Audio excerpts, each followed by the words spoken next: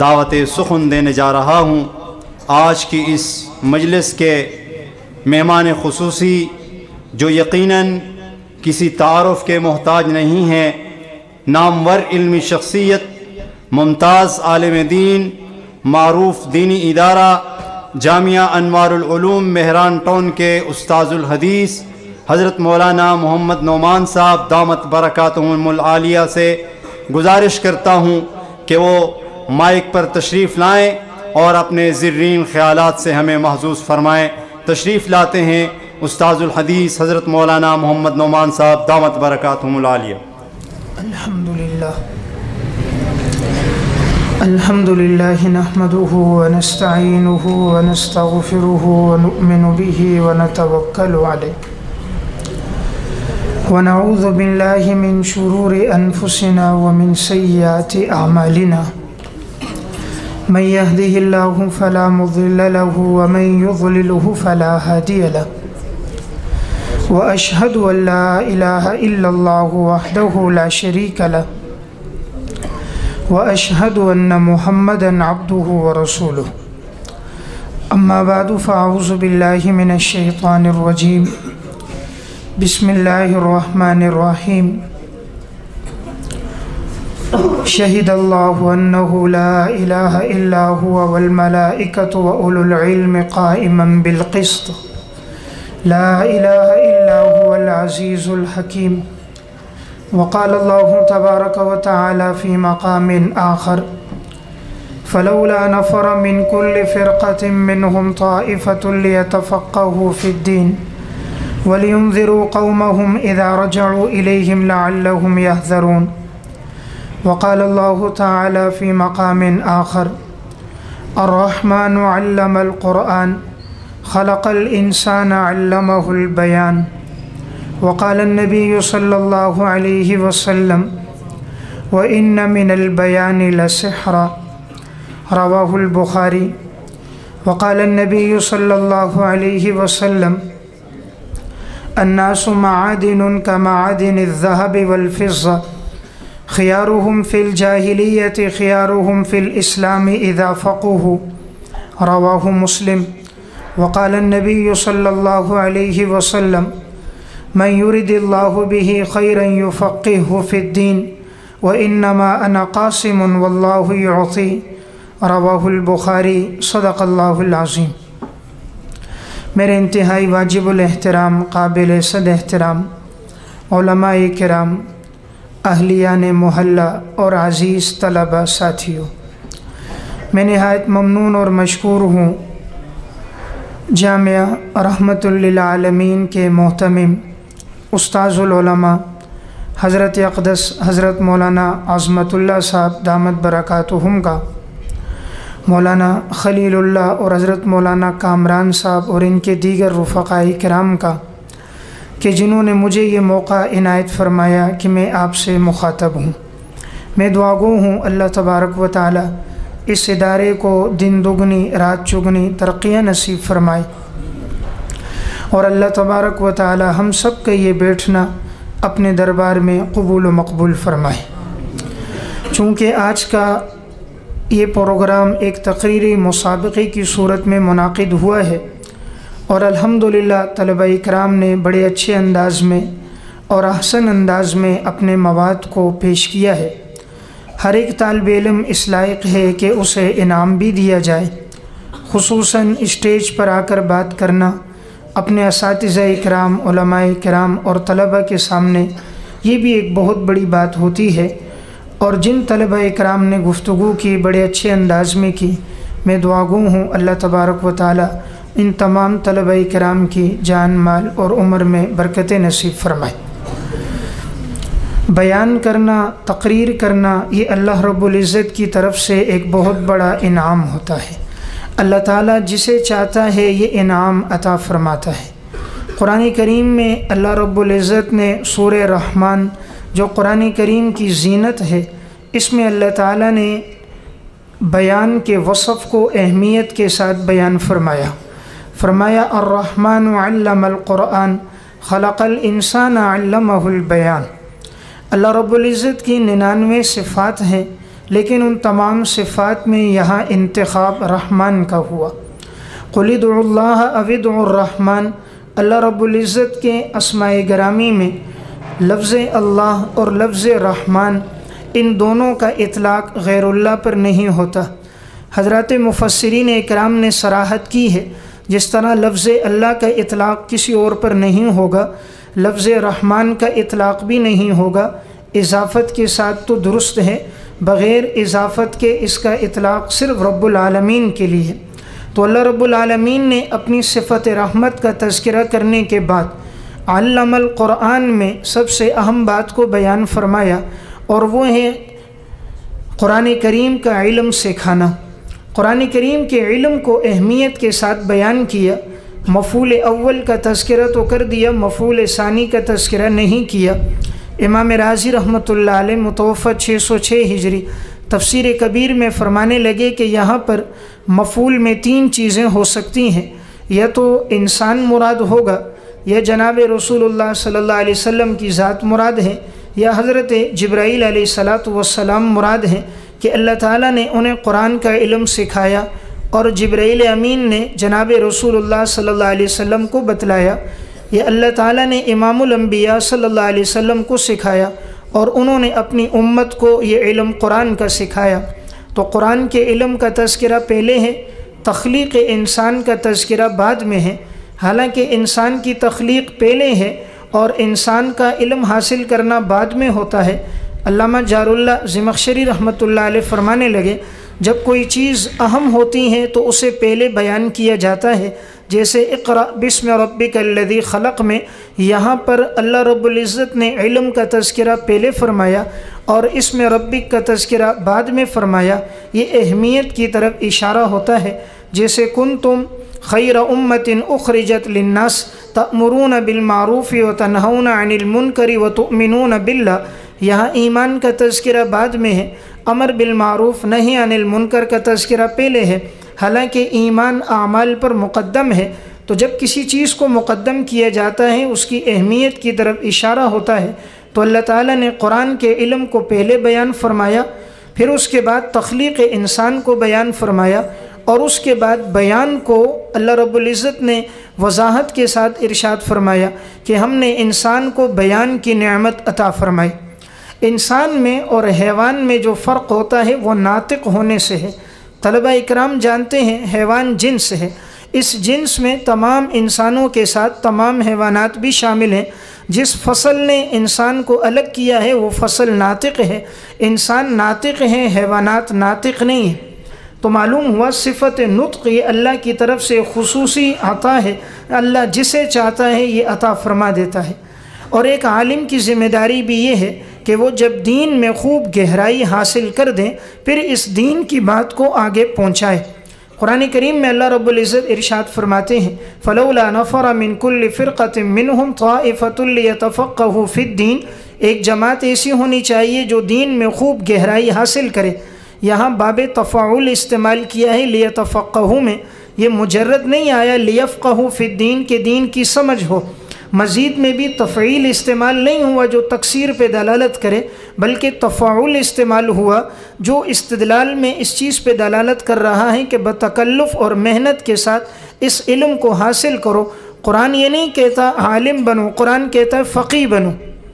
جناب رسول اللہ صلی اللہ علیہ وسلم بھی فرماتے من یرد اللہ بہ خیرا یفقہہ فی الدین، اللہ جس کے ساتھ خیر کا ارادہ کرتا ہے دین کی فقاہت عطا کرتا ہے۔ فقاہت علم سے بڑھ کر درجہ ہے، تو قرآن کریم ہمیں علم سے بڑھ کر فقاہت کے درجے کی طرف لے کر آ رہا ہے کہ دین میں خوب فقاہت حاصل کرو، اور جب فقیہ بن جاؤ تو وَلِيُنذِرُوا قَوْمَهُمْ إِذَا رَجَعُوا إِلَيْهِمْ لَعَلَّهُمْ يَحْذَرُونَ، اپنی قوم کے لوگوں کو جا کر ڈراؤ۔ اب یہ ڈرانا کس سے ہوگا؟ یہ صفت بیان سے ہوگا۔ اگر انسان کو بیان کرنے کا طریقہ آئے گا تو وہ اس نے جو دین سیکھا ہے اس دین کو وہ کما حق و آگے پہنچا سکے گا۔ اور بیان میں اللہ رب العزت نے جادو کی تاثیر رکھی ہوتی ہے۔ صحیح بخاری کی روایت ہے، جناب رسول اللہ صلی اللہ علیہ وسلم ارشاد فرماتے ہیں وَإِنَّ مِنَ الْبَيَانِ لَسِحْرًا، یقیناً بعض بیان جادو کا اثر رکھتے ہیں۔ مولا علی قاری رحمۃ اللہ علیہ فرمانے لگے کہ یہاں تشبیہ دی گئی ہے۔ آپ صلی اللہ علیہ وسلم نے بیان کو جادو سے تشبیہ دی ہے، تو بیان مشبہ ہے اور سحر مشبہ بھی ہے۔ جب مشبہ بھی کا تذکرہ لفظوں میں ہوتا ہے اسے استعارہ تصریحیہ کہا جاتا ہے، اور استعارہ تصریحیہ کے اندر مبالغے کا معنی زیادہ ہوتا ہے، اور شارح نے یہاں دو تاکیدات بھی استعمال کی، ان حرف مشبہ بالفعل بھی اور لسحرہ میں لام تاکید بھی۔ چونکہ اکثر طلبہ اکرام ہیں اس لیے میں انہی کے سامنے رکھتے ہوئے گفتگو عرض کر رہا ہوں کہ آپ صلی اللہ علیہ وسلم نے اس جملے میں دو تاکیدات استعمال فرمائیں، پھر جملہ بھی اسمیہ استمرار اور دوام کے لیے استعمال فرمایا، اور تشبیہ بھی جادو کے ساتھ دی۔ جس طرح جادو اثر کرتا ہے اسی طرح بیان بھی انسان پر اثر کرتا ہے، اور انسان کو اللہ رب العزت بیان کی وجہ سے اس کی زندگی کو تبدیل کر دیتا ہے۔ اب ایسے کون سے اوصاف ہیں کہ جن کی رعایت رکھی جائے تو ہمارے بیان میں تاثیر پیدا ہوگی اور بیان میں جادو کا اثر ہوگا؟ میں چند اوصاف بیان کر کے اپنی بات ختم کروں گا۔ اگر یہ اوصاف کسی بھی عالم کسی بھی مقرر کی زندگی میں آئیں گے انشاءاللہ رب العالمین کی ذات سے امید ہے اللہ رب العزت اس کی زبان میں تاثیر ڈال دے گا۔ سب سے پہلا عمل ہے اخلاص۔ جس مقرر کی زندگی میں اخلاص ہوتا ہے اللہ رب العزت اس کی گفتگو میں تاثیر ڈال دیتا ہے، اور جب اخلاص نہیں ہوتا انسان جتنی ہی مقفع اور مسجع گفتگو بھی کرے لیکن مخاطب پر اس کا اثر نہیں ہوتا۔ حضرات سلف کی زندگی میں یہی تاثیر موجود تھی۔ اردو کی ایک کتاب ہے حضرت مولانا حسین احمد مدنی رحمۃ اللہ علیہ واقعات اور کرامات کی روشنی میں، اس کتاب میں انہوں نے واقعہ لکھا، ہندوستان کے اندر حضرت مولانا محمد الیاس صاحب رحمۃ اللہ علیہ کا بیان کے ایک جگہ پر پروگرام طے ہوا۔ یہ تبلیغی جماعت کے بانی ہے۔ حضرت جیسے ہی اسٹیشن پر اترے اور حضرت کو جلسہ گاہ لایا گیا، اسٹیج پر پہنچے بیان کرنے کے لیے، کسی نے کہا حضرت قریب میں کانگریس کا جلسہ ہو رہا ہے اور اس میں شیخ العرب والعجم حضرت مولانا حسین احمد مدنی رحمۃ اللہ علیہ تشریف لائے ہیں اور حضرت وہاں بیان فرمائیں گے۔ حضرت مولانا الیاس صاحب رحمۃ اللہ علیہ نے جب یہ بات سنی فوراً بیان کے لیے جب مائک پر آئے تو فرمایا بھائی اس وقت مولانا حسین احمد مدنی صاحب تشریف لائے ہوئے ہیں، میں بھی وہاں جا رہا ہوں، تم بھی وہاں جاؤ۔ سب جا کر ان کے جلسے میں شرکت کرتے ہیں، حضرت کا بیان سنتے ہیں۔ چنانچہ جلسہ وہیں ختم کر دیا اور حضرت مولانا الیاس صاحب رحمۃ اللہ علیہ اور ان کے رفقا اس جلسے کی طرف جانے کے لیے انہوں نے سفر کا آغاز کر دیا۔ دوسری طرف حضرت مولانا حسین احمد مدنی رحمۃ اللہ علیہ کو پتہ چلا کہ حضرت مولانا محمد الیاس صاحب نور اللہ مرقدہ آئے ہیں۔ حضرت آئے اور فرمایا مجھے معلوم ہوا ہے کہ مولانا محمد الیاس صاحب بیان کے لیے فلاں جگہ آئے ہیں، میں بھی ان کا بیان سننے جا رہا ہوں، تم سب بھی آؤ۔ جلسے کو وہیں ختم کر دیا اور حضرت یہاں سے چلے گئے۔ اب وہاں سے مولانا الیاس صاحب ان کے بیان سننے کے لیے یہاں آ رہے ہیں، حضرت مدنی صاحب ان کا بیان سننے کے لیے وہاں جا رہے ہیں۔ راستے میں دونوں کی ملاقات ہو گئی، نہ جلسہ ادھر ہوا نہ جلسہ ادھر ہوا، لیکن اخلاص و للہیت کی ایک مثال قیامت تک قائم کر کے چلے گئے۔ یہ وہ لوگ تھے جن کی زندگیوں میں اخلاص تھا، اس لیے اللہ رب العزت نے ان لوگوں کو عزتیں عطا فرمائی تھی۔ اس لیے خطیب کا پہلا وصف یہ ہے وہ جو بیان کرے صرف اللہ کی رضا مقصود ہو، اپنے علم کا اظہار نہ ہو، دوسروں کی تحقیر اور تذلیل نہ ہو، مقصود اعلاء کلمت اللہ ہو، اللہ رب العزت اس میں تاثیر ڈال دیتا ہے۔ اخلاص میں اللہ نے کتنی طاقت رکھی ہے۔ علامہ محمد یوسف بنوری رحمۃ اللہ علیہ حضرت کی کتاب ہے معارف السنن، 6 جلدوں میں طبع ہے۔ اس کی جو 6ٹی جلد ہے ابواب الحج، بالکل آخر میں حضرت نے ایک واقعہ بیان فرمایا۔ میں اختصار سے عرض کر رہا ہوں، واقعہ اخلاص پر میں سنانا چاہ رہا ہوں۔ جب اخلاص ہوتا ہے اللہ رب العزت اس کے لیے اسباب کیسے مہیا فرما دیتا ہے۔ علامہ محمد یوسف بنوری رحمۃ اللہ علیہ فرمانے لگے جب میرے معارف السنن کی یہ 6 جلدیں مکمل ہو گئیں تو میرے کچھ ساتھیوں نے کہا کہ اس کتاب کو طبع کروائیں۔ فرمانے لگے میری عادت یہ ہے کہ میں مالداروں کے دروازوں پہ نہیں جاتا، میں مالداروں کے دروازوں پہ نہیں جاتا، میں دنیا داروں کے سامنے ہاتھ نہیں پھیلاتا، میں علم کو کبھی ان کے دروازوں پہ جا کر ذلیل اور رسوا نہیں کرتا۔ فرمایا جب میں عمرے کے لیے گیا تو میں نے بیت اللہ کا طواف کیا، طواف کرنے کے بعد میں حتیم میں آیا، میں نے 2 رکعت نوافل پڑھے، پھر اس کے بعد میں ملتزم پہ پہنچا، میں نے بیت اللہ کے غلاف کو پکڑا اور اللہ کے سامنے روتے ہوئے یہ دعا کی کہ اے اللہ، میں نے امام العصر علامہ انور شاہ کشمیری رحمۃ اللہ علیہ کے حدیث کے افادات جمع کیے ہیں، یا اللہ اگر یہ تیرے ہاں قبول ہو گئے تو مولا کریم تو اس کتاب کی طباعت کے انتظام فرما دے، اور اگر یہ کتاب تیرے ہاں قبول نہیں ہے تو بھلے یہ طبع نہ ہو، کوئی حرج کی بات نہیں، لیکن اگر یہ تیرے ہاں مقبول ہے تو اے اللہ تو انتظام فرما۔ میری عادت یہ ہے میں دوسروں کے دروازوں پہ نہیں جاتا۔ فرمانے لگے میں نے وہاں اللہ سے یہ دعا کر دی اور میں واپس آ گیا۔ چند ماہ گزرے تو مجھے ایک خط آیا، یہ جنوبی افریقہ سے خط تھا اور یہ حضرت کے ساتھی تھے اور امام العصر علامہ انور شاہ کشمیری کے یہ بھی شاگرد تھے۔ انہوں نے خط میں کہا کہ آپ نے حضرت شاہ صاحب کے جو افادات جمع کیے ہیں آپ اسے طبع کروا دیں۔ حضرت نے جب یہ خط پڑھا، پڑھنے کے بعد جواب میں ان کو فرمایا کہ تمہیں کیسے پتہ چلا کہ میں نے شاہ صاحب کے یہ افادات جمع کیے ہیں؟ اور حضرت نے جب یہ خط ان کو بھیجا، وہ خط ان کو پہنچا، انہوں نے خط پڑھنے کے بعد دوبارہ خط لکھا، فرمایا کہ فلاں وقت فلاں دن میں نے خواب دیکھا اور مجھے خواب میں امام العصر علامہ انور شاہ کشمیری رحمۃ اللہ علیہ آئے اور انہوں نے کہا حضرت بن نوری نے میرے افادات کو جمع کیا ہے، تم اس کی طباعت کا انتظام کر دو۔ فرمایا تم کتاب میری طرف بھیجو، میں اس کو مصر سے اعلیٰ پیپر کے اندر طبع کروا دوں گا۔ حضرت فرماتے ہیں جب میں نے خط کو پڑھا تو یہ وہی وقت انہوں نے اپنے خواب کا لکھا تھا جس وقت میں بیت اللہ میں ملتزم میں بیت اللہ کے غلاف کو پکڑ کر جس وقت میں اللہ سے دعا کر رہا تھا، میرا یہ ساتھی سویا ہوا تھا، اسی وقت میں اسے خواب میں امام العصر علامہ انور شاہ کشمیری کی زیارت ہوئی اور انہوں نے فرمایا اس کتاب کی طباعت کا انتظام کر دو۔ تو دیکھیں دعا بیت اللہ میں ہوئی، اللہ نے انتظام کہاں سے کروایا؟ جنوبی افریقہ کا ساتھی کتاب کو طبع کروا رہا ہے اور پاکستان میں نہیں مصر سے طبع کروا رہا ہے۔ جب زندگی میں اخلاص ہوتا ہے اللہ اسباب یوں مہیا فرما دیتا ہے۔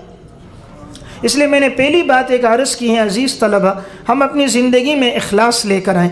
نمبر 2، دوسری چیز ہے تقوی۔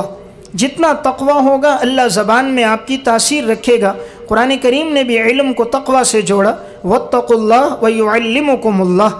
زندگی میں تقوی ہوگا تو اللہ علم عطا فرمائے گا، اور علم بھی اللہ علم وہابی دے گا، علم لدنی اللہ تعالیٰ عطا فرما دے گا۔ وہ کتابی علم نہیں ہوگا، وہ اللہ رب العزت کی جانب سے القاء ہوگا۔ دیکھیں امام اعظم ابو حنیفہ رحمۃ اللہ علیہ 80 ہجری میں پیدا ہوئے، 150 ہجری میں انتقال ہوا۔ امام صاحب کے دور میں باقاعدہ کتابیں مدون نہیں تھیں، حدیث کی باقاعدہ تدوین 3 صدی سے ہوئی ہے۔ 99 ہجری میں عمر بن عبدالعزیز رحمۃ اللہ علیہ حکمران بنے ہیں، 101 ہجری میں انتقال ہوا ہے، اور عمر بن عبدالعزیز نے اس وقت پیغامات بھیجے تھے ابو بکر بن حزم کی طرف کہ تم حدیث کو جمع کرو، جسے امام بخاری نے کتاب العلم باب حفظ العلم میں ذکر کیا ہے۔ یعنی امام صاحب کا جو دور چل رہا ہے اس میں باقاعدہ حدیث کی تدوین نہیں ہوئی ہے۔ سب سے پہلے حدیث پر کتاب تو امام ابو حنیفہ لکھ رہے ہیں۔ علامہ جلال الدین سیوطی رحمۃ اللہ علیہ متوفہ 911 ہجری تبییض الصحیفہ میں، اور علامہ ابن حجر ہیثمی متوفہ 974 ہجری الخیرات الحسان فی مناقب امام الاعظم ابی حنیفہ النعمان میں لکھتے ہیں اول من دون علم الشریعہ ورتبہ ابوابا ثم تبعہ مالک بن الانس فی المؤطا ولم یسبق ابا حنیفہ احد۔ علم شریعت کو مدون کرنے والے امام اعظم ابو حنیفہ رحمۃ اللہ علیہ، آپ نے سب سے پہلے احادیث کو ابواب کی ترتیب پہ آپ نے مدون کیا۔ واقعہ سنانے کا مقصد امام صاحب سے پہلے کسی نے باقاعدہ حدیث کو تدوین نہیں کی، کتابیں نہیں لکھی گئیں، امام صاحب نے کوئی مطالعہ نہیں کیا، لیکن عشاء کے وضو سے فجر کی نماز ادا کی ہے۔ امام صاحب نے 1 رکعت میں پورا قرآن پڑھا ہے۔ اس امت میں 4 انسان ایسے گزرے تھے جنہوں نے 1 رکعت میں پورا قرآن پڑھا، 2 صحابہ میں، 2 تابعین میں۔ صحابہ میں حضرت عثمان بن عفان، حضرت تمیم داری رضی اللہ تعالیٰ عنہ، تابعین میں سعید بن جبیر، امام اعظم ابو حنیفہ رحمۃ اللہ علیہ۔ تو امام اعظم ابو حنیفہ 1 رکعت میں پورا قرآن پڑھ کے جا رہے ہیں، اکثر عشاء کے وضو سے فجر کی نماز ادا کر رہے ہیں۔ علامہ ابن خلکان رحمۃ اللہ علیہ متوفہ 671 ہجری وفیات الاعیان و انباء ابناء الزمان میں امام ابو حنیفہ رحمۃ اللہ علیہ کے ترجمے میں واقعہ لکھتے ہیں ایک دن آپ نے عشاء کی نماز امام کے پیچھے ادا کی، انہوں نے سورہ زلزال نماز میں تلاوت کی۔ جب وہ نماز پڑھا کے چلے گئے، امام صاحب رحمۃ اللہ علیہ نے 2 رکعت نفل کی نیت باندھ دی۔ مسجد کا مؤذن کہتا ہے میں انتظار میں تھا آپ کے نوافل ختم ہو تو میں دیے کو بجھا دوں، آپ نکلیں تو میں مسجد کو بند کر دوں۔ کہا کافی دیر ہو گئی، امام صاحب رحمۃ اللہ علیہ نوافل میں قیام ہے، قرآن کریم کی آیت پڑھ رہے ہیں فَمَن يَعْمَلْ مِثْقَالَ ذَرَّةٍ خَيْرًا يَرَهُ وَمَن يَعْمَلْ مِثْقَالَ ذَرَّةٍ شَرًّا يَرَهُ۔ امام صاحب رحمۃ اللہ علیہ کی آنکھوں سے مسلسل آنسو بہہ رہے ہیں۔ کہا میں نے کافی انتظار کیا، جب امام صاحب کے نوافل مکمل نہ ہوئے آپ مسلسل رو رہے تھے، فرمایا میں چلا گیا۔ فجر کی اذان دینے کے لیے جب میں آیا تو میں نے کیا دیکھا، امام ابو حنیفہ اسی جگہ کھڑے ہیں اور رو رہے ہیں، یہی آیت زبان پر موجود ہے اور داڑھی مبارک آنسوؤں سے تر ہے۔ فرمایا جب میں اذان دینے کے لیے آگے بڑھا آپ نے اپنے نوافل کو مکمل کر دیا اور مجھے بلا کر کہا میرے اس واقعے کا کسی کو بتانا نہیں۔ فرمایا میں نے زندگی میں کبھی نہ بتایا۔ اس مؤذن نے کہا میں نے ان کے جانے کے بعد آج تمہیں یہ واقعہ سنا رہا ہوں۔ واقعہ سنانے کا مقصد، امام اعظم ابو حنیفہ رحمۃ اللہ علیہ نے کوئی بہت زیادہ مطالعہ نہیں کیا لیکن زندگی میں تقوی تھا۔ مولانا مناظر حسن گیلانی رحمۃ اللہ علیہ فرمانے لگ گئے 12,70,000 مسائل کے لیے اصول امام اعظم ابو حنیفہ مدون کر کے چلے گئے۔ یہ زندگی میں کیا تھا؟ تقوی تھا۔ اس لیے دوسرا وصف، جب زندگی میں تقوی ہوگا اللہ رب العزت علوم کی راہیں کھول دے گا۔ شیخ الاسلام علامہ ابن تیمیہ رحمۃ اللہ علیہ متوفہ 728 ہجری، زندگی میں تقوی تھا، اللہ تعالیٰ نے ان کے لیے علم کے دروازے کھول دیے، علم وہابی انہیں عطا کیا۔ ان کے شاگرد ہیں علامہ ابن عبد الہادی حنبلی رحمۃ اللہ علیہ متوفہ 744 ہجری، انہوں نے اپنے استاد کے حالات پر ایک کتاب لکھی العقود الدریہ فی ترجمۃ شیخ الاسلام احمد ابن تیمیہ۔ اس میں لکھتے ہیں کہ میرے استاد فرمانے لگے علامہ ابن تیمیہ كنت اذهب الى المساجد المهجوره وامرغ وجهي في التراب واقول يا معلم آدم وابراہیم علمنی۔ میرے استاد کہتے میں ویران مسجدوں میں جاتا ہوں اور وہاں جا کر اپنی پیشانی رگڑتا ہوں اور خاک کو اپنے رخساروں اور اپنے گھال پہ مل کر اللہ سے دعا کرتا ہوں کہ اے اللہ تو نے حضرت آدم کو، حضرت ابراہیم کو، جناب رسول اللہ صلی اللہ علیہ وسلم کو علم عطا فرمایا، اے اللہ تو مجھے بھی علم عطا فرما۔ پھر اللہ نے ایسا علم عطا فرمایا کہ آج دنیا انہیں شیخ الاسلام کہتی ہے۔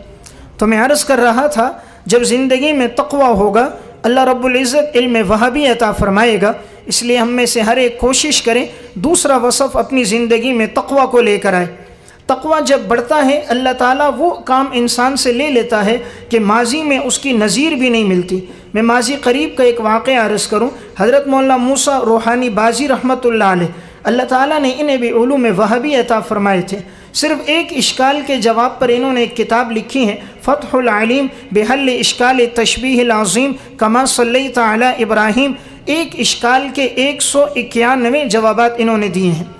عربی زبان میں 550 صفحات پر یہ کتاب ہے اور اشکال یہ ہے کہ کما صلیتا میں تشبیہ ہے اور اصول یہ کہ مشبہ بہی کا مقام بڑھ کر ہوتا ہے مشبہ سے، تو ابراہیم علیہ السلام کا مقام زیادہ ہوگا، جناب رسول اللہ صلی اللہ علیہ وسلم کا مقام کم ہوگا۔ حالانکہ اللہ رب العزت کے بعد کائنات میں سب سے بڑا مقام جناب رسول اللہ صلی اللہ علیہ وسلم کا ہے۔ تو اس ایک اشکال کے 191 جوابات حضرت مولانا موسیٰ روحانی بازی صاحب رحمۃ اللہ علیہ نے دی۔ یہ وہ جوابات ہیں جو علم وہابی ہے، علم لدنی ہے۔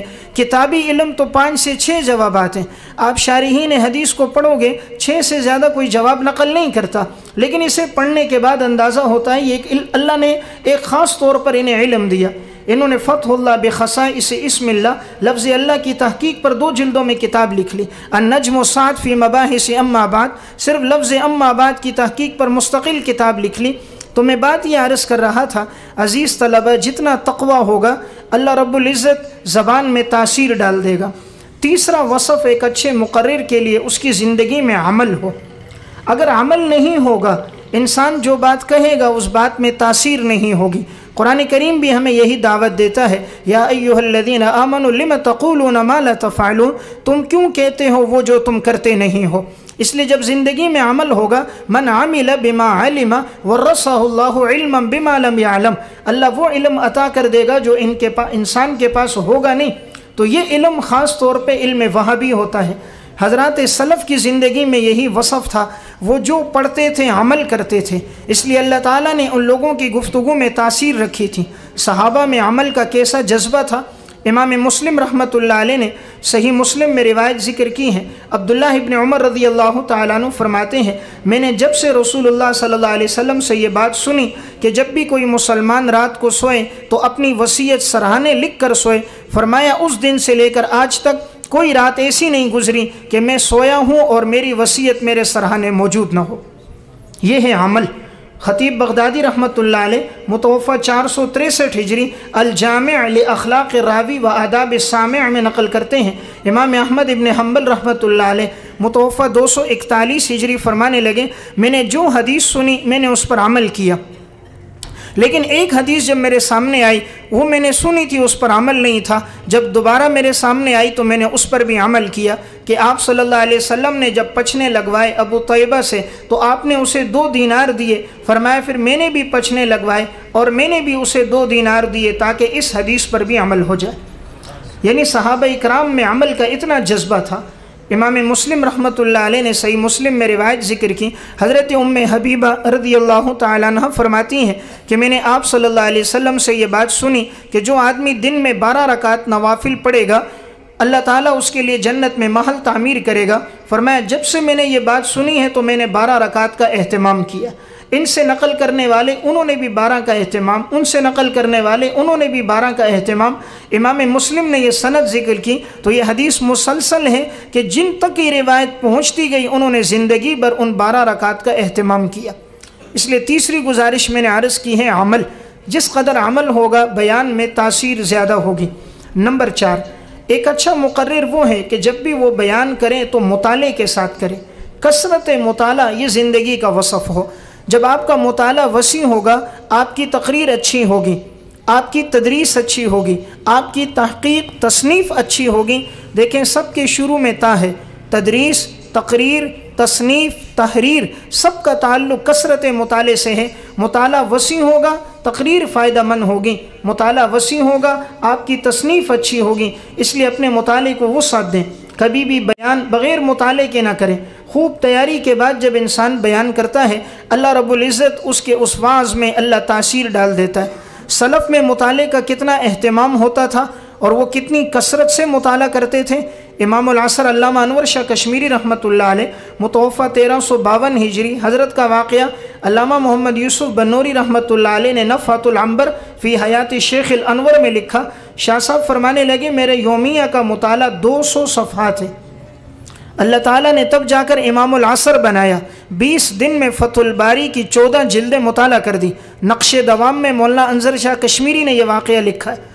20 دن میں فرمایا کہ فتح الباری کی 14 جلدیں میں نے 20 دن میں طالب علمی کے دوران میں نے مطالعہ کیا۔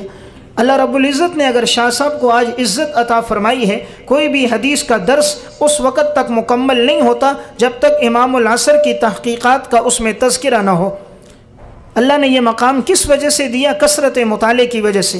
علامہ ابن جوزی رحمۃ اللہ علیہ متوفہ 597 ہجری، انہوں نے اپنی زندگی کے حالات پر کتاب لکھی صید الخاطر۔ اس میں لکھتے ہیں انی طالعت 20,000 مجلدۃ فی طلب العلم، میں نے طالب علمی کے زمانے میں 20,000 کتابوں کا مطالعہ کیا۔ آج یہ بات ہمیں تو بظاہر مبالغہ لگے گی، لیکن یہ مبالغہ نہیں۔ جس طرح آج جو لطف اور مزہ ہمیں ٹچ موبائل چلانے میں آ رہا ہے، اسلاف امت کو اس سے کئی گنا زیادہ لطف آتا تھا کتابوں کے مطالعے میں۔ ساری زندگی جب انہوں نے اپنی اس میں لگائی، اللہ نے ایک عالم سے کتنا کام لیا۔ شیخ عبد الحمید علوجی کی کتاب ہے مؤلفات ابن الجوزی کے نام سے، 517 کتابوں کا تذکرہ کیا ہے جو اکیلے علامہ ابن جوزی نے تصنیف کی ہیں، جن میں ایک کتاب قرآن کریم کی تفسیر زاد المسیر فی علم تفسیر 7 جلدوں میں، موضوع روایات پر الموضوعات ان کی 4 جلدوں میں چھپی ہوئی ہے، العلل المتناہیہ فی الاحادیث الواہیہ 2 جلدوں میں، جس میں انہوں نے معلول روایات کا انہوں نے تذکرہ کیا ہے، تذکرۃ العریب فی تفسیر الغریب، قرآن کریم کے غریب اور مشکل الفاظ کا انہوں نے تذکرہ کیا۔ یعنی کوئی فن ایسا نہیں جو علامہ ابن جوزی سے چھوٹا ہو۔ وجہ کیا بنی؟ کثرت مطالعہ۔ اس لیے مطالعہ جتنا آپ کا وسیع ہوگا، آپ کی تحقیق میں، آپ کی تدریس میں، آپ کے وعظ میں آنے والوں کو زیادہ سے زیادہ فائدہ ہوگا۔ اس لیے کہ بات سننے والے لوگ 3 قسم کے ہوتے ہیں، یا تو پڑھا لکھا طبقہ ہوتا ہے، یا مخالفین ہوتے ہیں یا عوام الناس ہوتے ہیں، آپ کی گفتگو جب مدلل باحوالہ مستند ہوگی تو محققین کو بھی فائدہ ہوگا، علماء اور پڑھے لکھے طبقے کو بھی فائدہ ہوگا، مخالف بھی آپ پر اعتراض نہیں کر سکے گا، اس سے معلوم ہوگا کہ ان کی گفتگو مستند ہے، عوام الناس بھی آپ کی گفتگو سے مستفید ہوں گے، اور یہ تب ہوگا جب آپ کی زندگی کا وصف کثرت مطالعہ ہوگا۔ نمبر 5، پانچواں ایک اہم وصف یہ ہے کہ اچھا عالم اور اچھا مقرر وہ ہوتا ہے جس کی زندگی میں سنجیدگی ہوتی ہے۔ اگر وہ سنجیدہ مزاج نہیں ہے تو اس مقرر کی گفتگو میں تاثیر نہیں ہوتی۔ آپ صلی اللہ علیہ وسلم کو بھی یہ وصف پسند تھا۔ صحیح مسلم کی روایت ہے، نبی اکرم صلی اللہ علیہ وسلم کے پاس جب وفد عبد القیس آیا، ان کے بڑے تھے اشج عبد القیس۔ اب سارے لوگ دوڑتے ہوئے آ گئے، لیکن اشج عبد القیس فوراً نہیں آئے، بلکہ انہوں نے سواریوں کو باندھا، نیا لباس پہنا، انہوں نے وضو کیا، خوشبو لگائی، بڑے اطمینان کے ساتھ آئے، دو زانو ہو کر حضور کے سامنے بیٹھ گئے۔ آپ صلی اللہ علیہ وسلم نے ایک جملہ فرمایا ان فیک لخصلتین یحبہم اللہ ورسولہ الحلم والاناۃ، اللہ نے تمہیں دو ایسی خصلتیں دی ہیں جو اللہ اور اللہ کے رسول کو بڑی پسند ہیں، نمبر 1 بردباری، نمبر 2 سنجیدگی۔ اس لیے جتنا عالم سنجیدہ ہوگا اس کی گفتگو میں تاثیر ہوگی۔ اس لیے لطائف سنانے سے، کثرت لطائف سے سنجیدگی باقی نہیں رہتی، واعظ کی وہ تاثیر باقی نہیں رہتی۔ جب بنی اسرائیل نے موسیٰ علیہ السلام سے کہا، جب انہیں حکم ہوا تھا کہ بقرہ ذبح کرو، تو انہوں نے موسیٰ علیہ السلام سے کہا کیا آپ ہم سے مذاق کر رہے ہیں؟ موسیٰ علیہ السلام نے کہا تھا اعوذ باللہ ان اکون من الجاہلین، کہ میں اللہ کی پناہ چاہتا ہوں میں جاہلوں میں سے ہو جاؤں۔ انہوں نے مذاق کو جہالت سے تعبیر کیا۔ اس لیے حضرات انبیاء علیہ السلام کے مزاج میں یہ بات نہیں تھی، وہ اگر کسی سے خوش طبعی بھی کرتے وہ بھی حق پر مبنی ہوتی۔ آپ صلی اللہ علیہ وسلم کے خوش طبعی کے واقعات کتب حدیث میں موجود ہیں۔ آپ نے جب بھی خوش طبعی فرمائی تب بھی حق بات فرمائی، اور آپ کی خوش طبعی میں بھی علم و حکمت کے دریا موجزن ہوتے تھے۔ اس لیے عالم وہ ہوگا جس کی گفتگو میں سنجیدگی موجود ہو۔ ایک چھٹا وصف، اچھا مقرر وہ ہوگا جس میں صبر و تحمل ہوگا، صبر و تحمل کے ساتھ گفتگو کرے گا۔ اگر کوئی مخالف اسے کوئی بات کہہ بھی دے یا مجلس کے اندر سے اٹھ کر بھی کوئی جملہ کس دے تو اس کے صبر و تحمل کے اندر کوئی فرق نہیں آئے گا۔ ارواح ثلاثہ میں واقعہ ہے، حضرت شاہ اسماعیل شہید رحمۃ اللہ علیہ وعظ کر رہے تھے، دوران وعظ ایک شخص کھڑا ہو گیا، معاذ اللہ کہنے لگا کہ تم تو حرامی ہو۔ اب یہ کتنا سخت جملہ ہے کہ ایک بڑے مجمع میں اگر ایک عالم اور مقرر کو کوئی یہ کہہ دے کہ معاذ اللہ تم حرامی ہو، تم زنا سے پیدا ہوئے ہو، اس وقت انسان کی کیفیت کیا ہوتی ہے۔ لیکن حضرت شاہ اسماعیل شہید رحمۃ اللہ علیہ نے فرمایا آپ کو غلط فہمی ہوئی ہے، میرے والدین کے نکاح کے گواہ تا ہنوز ابھی بھی موجود ہیں، اور وہ فلاں فلاں شخص ہیں، ان سے جا کر پوچھ لو، وہ میرے والدین کے نکاح کے گواہ ہیں، میں نکاح سے پیدا ہوا ہوں، معاذ اللہ زنا سے پیدا نہیں ہوا۔ آگے آپ نے اپنی گفتگو جاری رکھی۔ واقعہ سنانے کا مقصد عالم کی زندگی میں، ایک اچھے واعظ کی زندگی میں تحمل مزاجی اور برداشت ہونی چاہیے۔ ایک کتاب ہے مجالس حکیم الامت، اس کتاب کے صفحہ 164 اور 65 پر واقعہ ہے، حضرت حکیم الامت مولانا اشرف علی تھانوی رحمۃ اللہ علیہ متوفہ 1362 ہجری، حضرت کو ایک جگہ بیان کی دعوت دی گئی۔ حضرت جیسے بیان کرنے کے لیے آئے اور اسٹیج پر پہنچے اور اپنی نشست پر بیٹھے، بیان شروع کر رہے تھے، مجمع کے درمیان سے ایک پرچی آ گئی۔ حضرت نے اس پرچی کو پڑھا تو اس پرچی میں 4 باتیں لکھی تھیں۔ نمبر 1 پہلی بات لکھی ہوئی تھی معاذ اللہ اشرف علی تم مسلمان نہیں ہو، کافر ہو۔ نمبر 2 اشرف علی تم جاہل ہو۔ نمبر 3 اشرف علی تم جولاہے ہو۔ نمبر 4 پگڑی سنبھال کر بات کرو۔ اب اگر آج کوئی آدمی کسی مہمان عالم کو دعوت دے، وہ اسٹیج پر آئے اور اس کو یہ پرچی یوں تھما دی جائے، اس وقت اس کے جذبات کیا ہوں گے؟ لیکن اندازہ کریں حکیم الامت مولانا اشرف علی تھانوی رحمہ اللہ کی تحمل مزاجی کا، برداشت کا، وسعت مطالعے کا اور اخلاق نبوت سے آراستہ ہونے کا۔ حضرت نے پرچی پڑھی، کہا اس میں پہلی بات لکھی ہے اشرف علی تم مسلمان نہیں ہو۔ حضرت نے فرمایا کہ اگر تم مجھے مسلمان نہیں سمجھتے، میں تمہارے سامنے کلمہ پڑھتا ہوں، اشہد ان لا الہ الا اللہ و اشہد ان محمدا عبدہ و رسولہ، آج کے بعد تو مجھے مسلمان سمجھو۔ اور اگر تم یہ کہتے ہو اشرف علی زبان سے پڑھتا ہے دل سے نہیں پڑھتا، تو دل کا معاملہ میرے اور میرے اللہ کا ہے، شریعت ظاہر پر حکم لگاتی ہے، میں نے ظاہر میں جب پڑھ لیا تو تم مجھے مسلمان سمجھو۔ دوسری بات جو لکھی ہے اشرف علی تم جاہل ہو، فرمایا بھائی میں جاہل نہیں، میں تو اجہل ہوں۔ اجہل اس میں تفضیل کا صیغہ ہے، میرے پاس تو کوئی علم نہیں، انسان تو جاہل پیدا ہوا ہے۔ واللہ اخرجکم من بطون امہاتکم لا تعلمون شیئا وما اوتیتم من العلم الا قلیلا۔ انسان کے پاس تو تھوڑا علم ہے، پھر قلیلاً بھی تھوڑا، قلیل میں تنوین برائے تقلیل اور تھوڑا۔ جب علم ہے ہی نہیں انسان کے پاس، وہ دعویٰ کیسے کر رہا ہے؟ تو فرمایا بھئی میرے پاس تو علم نہیں ہے، تم نے اجہل جاہل کہا، میں تو اپنے آپ کو اجہل کہتا ہوں۔ تیسری بات تم نے لکھی کہ اشرف علی تم جولاہے ہو، حضرت نے مسکراتے ہوئے فرمایا کہ بھئی جولاہا ہونا، درزی ہونا، موچی ہونا، نائی ہونا کوئی عیب کی بات نہیں، ان اکرمکم عند اللہ اتقاکم، اللہ تو دیکھتا ہے تقوی کتنا موجود ہے۔ اللہ تعالیٰ پیشوں کو نہیں دیکھتا، اللہ تقوی کو دیکھتا ہے۔ چوتھی بات اشرف علی پگڑی سنبھال کے بات کرو، حضرت نے مسکراتے ہوئے کہا بھئی پگڑی تو تب سنبھالوں جب میں رشتہ مانگنے آیا ہوں یا چندہ مانگنے آیا ہوں، نہ میں رشتہ مانگنے آیا نہ چندہ مانگنے آیا، میں پگڑی کیوں سنبھال کے بات کروں؟ پھر فرمایا اگر میری بات کوئی ایسی ہو جو تمہیں شریعت کے خلاف لگے، اشکال ہو تو مجھ سے سوال کرنا، میں جواب دے دوں گا۔ اگر میرے جانے کے بعد کوئی بات تمہارے دل میں آئے مجھے خط لکھ دینا، تھانہ بھون میں میری رہائش ہے، میں تمہیں خط میں جواب لکھ دوں گا۔ واقعہ سنانے کا مقصد تحمل مزاجی اور برداشت کتنی ہے کہ ایک مہمان کو دعوت دی جائے بیان کے لیے، اور اپنے دور کا اتنا بڑا عالم حکیم الامت اور ایسے سخت جملے لکھے جائیں، لیکن آپ نے کتنی تحمل مزاجی سے جوابات دیے۔ تو ایک اچھا مقرر وہ ہوگا جس کی زندگی میں تحمل مزاجی اور برداشت ہوگی۔ ایک اچھا مقرر وہ ہوگا جس کی زندگی میں نرمی ہوگی۔ جتنی نرمی کے ساتھ بات کریں گے مجمع پر اثر ہوگا، جتنا غصے کے اندر جذبات میں بسا اوقات انسان کو معلوم ہی نہیں ہوتا وہ کیا بات کہہ رہا ہے، آپے سے باہر ہو جاتا ہے۔ شریعت اور نبوت کا انداز کیا تھا؟ نرمی کا انداز تھا، اور نرمی اللہ اور اللہ کے رسول کو پسند ہے۔ صحیح مسلم کی روایت ہے، رسول اللہ صلی اللہ علیہ وسلم ارشاد فرماتے ہیں ان اللہ رفیق یحب الرفق ویعطی علی الرفق ما لا یعطی علی العنف وما لا یعطی علی ما سواہ۔ اللہ تعالیٰ نرم مزاج ہے، نرمی کو پسند کرتا ہے، اور نرمی پر اللہ وہ عطا کرتا ہے جو اللہ تعالیٰ نہ سختی پہ دیتا ہے نہ اس کے علاوہ پہ دیتا ہے۔ اس لیے ایک اچھا مقرر وہ ہوگا جس کی زندگی میں نرمی کا وصف بھی ہوگا۔ ایک اچھا مقرر وہ ہوگا جس کی گفتگو میں 5 چیزیں ہوں گی۔ نمبر 1 قرآنی آیات، نمبر 2 احادیث، نمبر 3 اقوال سلف، نمبر 4 واقعات، نمبر 5 مشاہدات و تجربات۔ جب یہ 5 چیزیں کسی تقریر میں آ جاتی ہیں، اللہ تعالیٰ اس تقریر میں تاثیر ڈال دیتا ہے۔ آج ہمارے بیانات میں تاثیر کیوں نہیں؟ یا تو قرآنی آیات کا مواد نہیں، یا احادیث مستند یہ مواد ہمارے پاس نہیں۔ آج جو کچھ سنایا جا رہا ہوتا ہے عموماً دیکھنے میں آیا غیر مستند روایات، غیر مستند واقعات یہ معاشرے میں بڑھتے جا رہے ہیں۔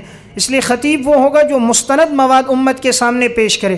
آج کتنے ہی واقعات سنائے جاتے ہیں حالانکہ اس کی حقیقت کوئی نہیں۔ اب یہ بوڑھی عورت کا قصہ ہے 2 بوڑھیوں کا، اور بہت سے اہل علم سنا دیتے ہیں، حالانکہ آج تک اس کا کوئی حوالہ موجود نہیں، اور نہ ہی اس واقعے کی کوئی سند ہے کہ آپ صلی اللہ علیہ وسلم راستے سے گزر رہے تھے اور ایک بوڑھی اماں کو دیکھا، اس نے سر پہ سامان اٹھایا، حضور نے فرمایا بھئی کہاں جا رہی ہو؟ کہا معاذ اللہ ایک شخص آیا ہے، محمد نام ہے، ہمارے آبا و اجداد کو برا بھلا کہتا ہے، تو میں مکہ چھوڑ کے جا رہی ہوں۔ تو حضور نے وہ سامان لیا اور آپ طائف تک گئے۔ اور اب یہ جو واقعہ سنایا جاتا ہے یہ واقعہ کہیں کتب حدیث میں، کتب رجال میں، کتب سیر میں نہیں ہے۔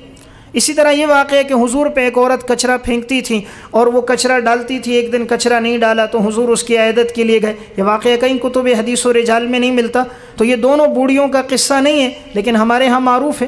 بہت سے ایسے واقعات جو غیر مستند سنائے جاتے ہیں، بہت سے اچھے اچھے خطیب سنا رہے ہوتے ہیں۔ اب یہ واقعہ کہ وہ صحابی رسول تھے حضرت علقمہ، اور ان کی زبان پہ کلمہ نہیں آ رہا تھا، اور معاذ اللہ حضور نے فرمایا لکڑیاں جمع کرو بلال میں آگ لگاتا ہوں، یہ غیر مستند واقعہ علامہ ابن جوزی رحمۃ اللہ علیہ نے الموضوعات باب بر الوالدین کے تحت لکھا ہے، موضوع ہے۔ امام ذہبی رحمۃ اللہ علیہ نے تلخیص الموضوعات میں موضوع کہا ہے۔ اس لیے ایک عالم وہ ہوگا جس کی تقریر کے اندر قرآن کریم کا مواد ہوگا، احادیث مبارکہ مستند ہوں گی، حضرات صحابہ اور سلف کے واقعات ہوں گے۔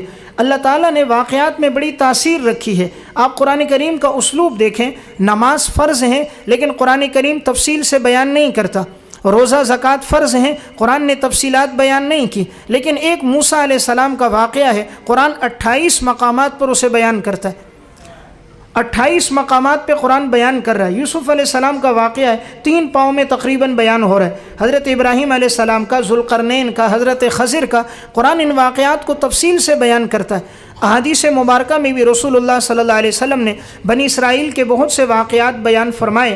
قصص الحدیث کے نام سے 2 جلدوں میں مستقل کتاب ہے جس میں حدیث کے ان واقعات کو جمع کیا گیا۔ تو واقعات میں اللہ نے بڑی تاثیر رکھی ہے، اس لیے انسان بیان کے دوران جا بجا سلف کے واقعات بھی سنائے۔ اور واقعات میں امام ابو نعیم اصفہانی متوفہ 430 ہجری کی کتاب حلیۃ الاولیاء اور علامہ ابن جوزی رحمۃ اللہ علیہ کی صفۃ الصفوہ اور محدثین کے واقعات میں تذکرۃ الحفاظ، ان کتابوں سے ایک ایسے واقعات سامنے آئیں گے کہ جس کے ذریعے سے آدمی جب مجمع میں بات رکھے گا، اللہ رب العزت اس واقعے کے ذریعے سے ان کے دل و دماغ میں اس کی تاثیر ڈال دے۔ تو میں عرض کر رہا تھا کہ تقریر میں ان 5 باتوں کا ہونا ضروری ہے: قرآنی آیات، احادیث، سلف کے اقوال، مشاہدات و تجربات۔ جب یہ چیزیں آتی ہیں اللہ رب العزت اس بیان میں تاثیر ڈال دیتا ہے۔ آخری 2 بات عرض کر کے میں بات سمیٹتا ہوں۔ ایک اچھا مقرر وہ ہوتا ہے جس کا آغاز اور اختتام اچھا ہوتا ہے۔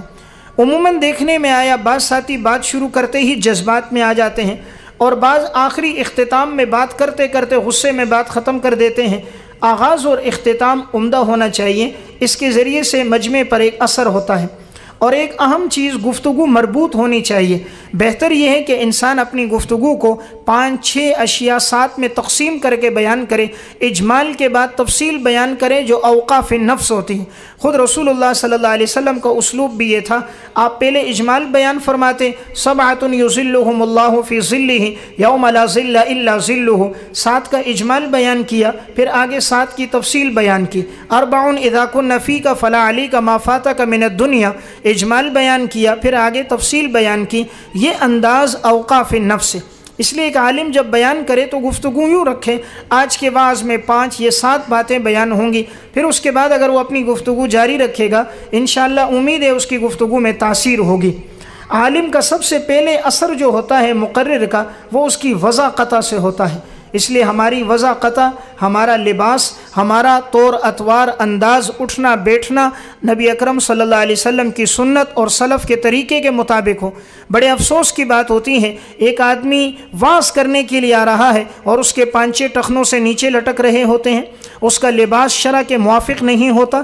اس لیے بہتر ہے انسان جب بات کے لیے آئے لباس و انداز اور گفتگو کا وہی طریقہ اپنائے جو نبی اکرم صلی اللہ علیہ وسلم، حضرات صحابہ اور سلف کی زندگی کا تھا۔ جب انسان کی گفتگو میں سنجیدگی کے ساتھ یہ اوصاف جمع ہو جائیں گے پھر اللہ رب العزت اس کی زبان میں بڑی تاثیر ڈال دے گا۔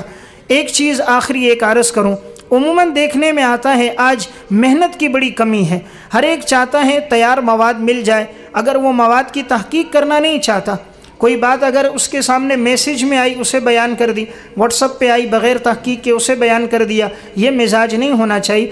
1 گھنٹے کا بیان ہے تو 4 گھنٹے کے اس کے لیے تیاری ہو، اور جب تیاری کے بعد وہ کرے گا، مسلسل محنت کے بعد اللہ رب العزت تاثیر ڈال دے گا۔ حضرات محدثین کی زندگی میں یہی بات تھی، وہ ہر کام کے لیے بڑی محنت کرتے، بڑی مشقتیں۔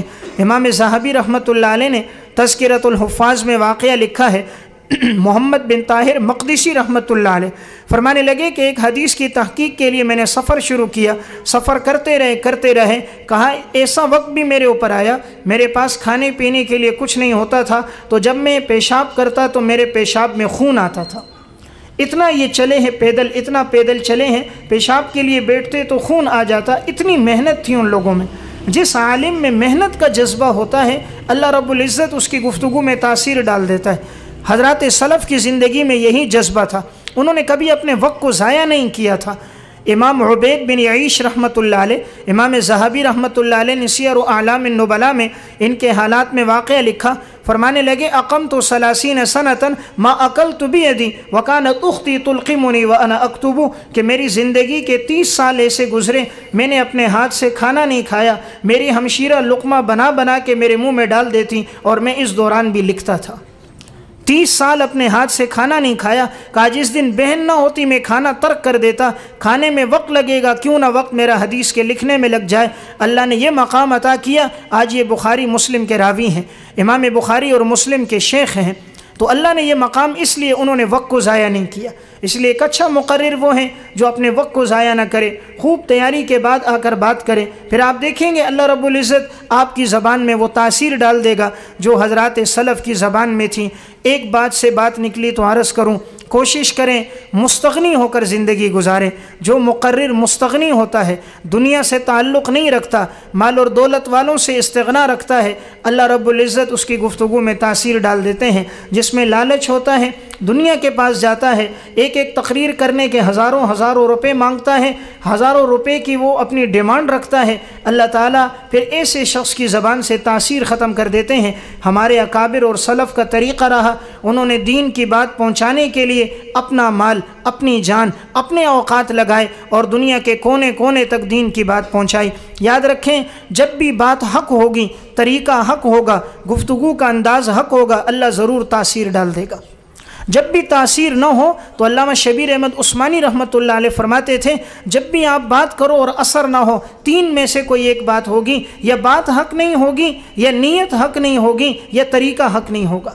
वरना जब भी ये तीनों बातें होती हैं अल्लाह रब्बुल इज़्ज़त ज़बान में तासीर डाल देता है। इसलिए मैं बात अर्ज़ कर रहा था, आलिम की ज़िंदगी में इस्तिग़ना होना चाहिए, जहाँ भी जाए अल्लाह की रज़ा के लिए जाए, किसी के सामने हाथ ना फैलाए।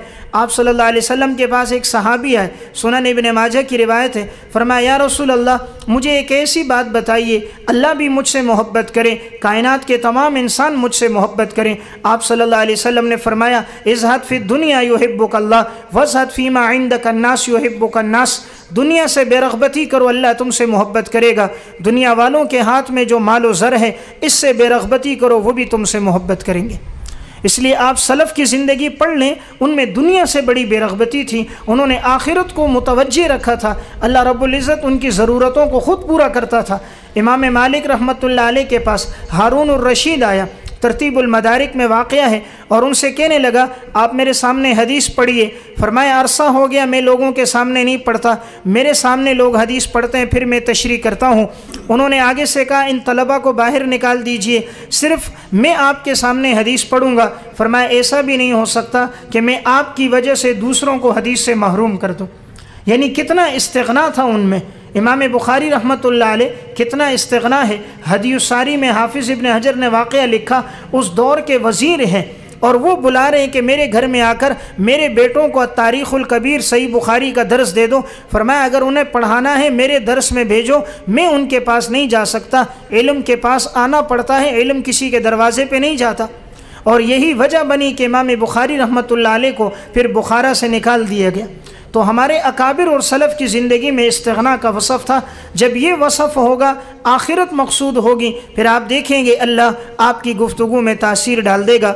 मैंने ये चंद औसाफ़ अर्ज़ कर दिए, चूँकि काफ़ी देर से आप बैठे हैं, मज़ीद गुफ्तगू मेरे ख़्याल मुनासिब नहीं है। जो बात अर्ज़ की है अल्लाह इस पर हमें अमल करने की तौफ़ीक़ अता फ़रमाए। व आख़िरु दावाना अनिल हम्दुलिल्लाहि रब्बिल आलमीन।